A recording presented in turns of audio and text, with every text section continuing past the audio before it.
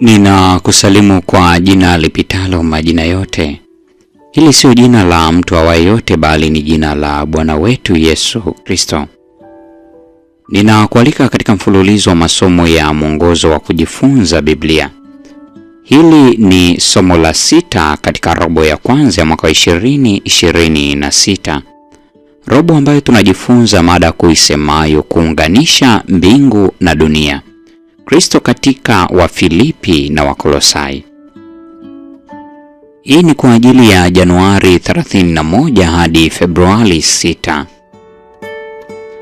Somo la 6 lina kichwa kinachosema kumtumainia Kristo pekee. Hii ni Sabato mchana. Somo la juma hili, Wafilipi sura ile ya 3 aya ya kwanza hadi 16, Warumi 2 aya 25 hadi 29, Yohana 9 aya ya kwanza hadi 39, Waefeso 1 aya ya 4 na aya ya 10, na Wakorintho wa kwanza sura ya 9 aya 24 hadi 27. Fungu la kukariri linatoka kitabu cha Wafilipi sura ya 3 aya 10 na 11. Neno la Mungu linasema, ili nimjue yeye na uweza wa kufufuka kwake na ushirika wa mateso yake, nikifananishwa na kufa kwake, ili nipate kwa njia yoyote kuifikia kiama ya wafu.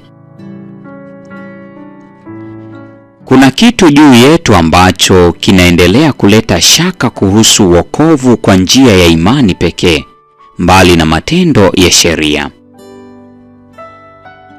Yaani, kwa sababu fulani, sisi sote tuna mwelekeo wa kutegemea matendo yetu, kana kwamba yanaweza kuongezea katika wokovu wetu. Cha kupendeza zaidi, Paulo anashughulikia jambo hili kwa hoja yenye nguvu dhidi ya wale wanaosisitiza kwamba kutahiriwa ni muhimu kwa ajili ya wokovu.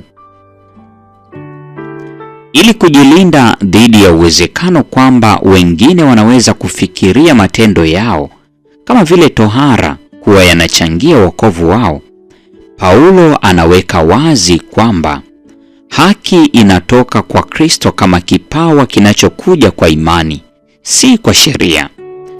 Ingawa tohara inaweza isiwe hoja leo, kanuni inayoshughulika nayo kwa hakika ni hoja. Matengenezo ya Kiprotestanti yenyewe yalianza juu ya suala hili hili. Wajibu wa imani na matendo katika uzoefu wa mfuasi wa Kristo. Hatimaye, Kristo ndiye kila kitu kwetu, mwenye kuanzisha na mwenye kutimiza imani yetu. Waebrania 12 aya 2.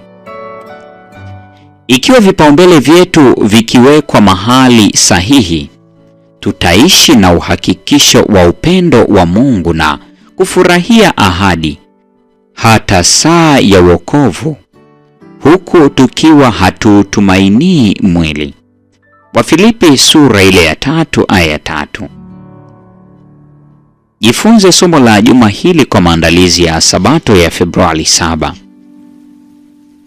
Siku ya Jumapili, Februari 1, tutaangazia mada inayosema kufurahi katika Bwana. Siku ya Jumatatu, Februari 2, mada inasema maisha ya zamani ya Paulo. Siku ya Jumanne, Februari 3, mambo yaliyo muhimu. Siku ya Jumatano, Februari 4, imani ya Kristo. Februari 5, siku ya Alhamis, mada yasema jambo moja tu, kumjua Kristo.